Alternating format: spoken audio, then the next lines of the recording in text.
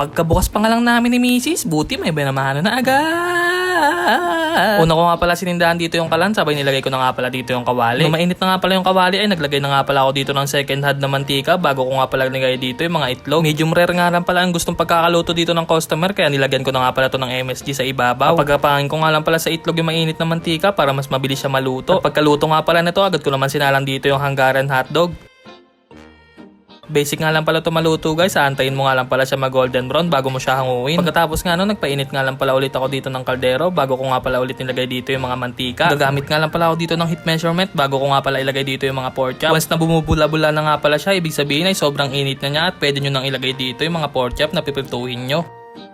Inuuna ko nga pala dito lutuin yung mga ulam guys bago nga pala ako dito magsinangag. Sa pagsasanag naman, naglagay nga lang pala ako dito ng 2 takal ng fried garlic tapos ginisagisa ko nga lang pala ito bago ko ilagay dito yung kanin lamig. Naglagay na nga rin pala ako dito ng konting asin pampalasa, parang basic sanag lang ang ganap nito. Isasanag ko nga lang pala to mga guys hanggang sa medyo mag-crunchy na siya tapos all goods na to at pwede nang iserve sa customer.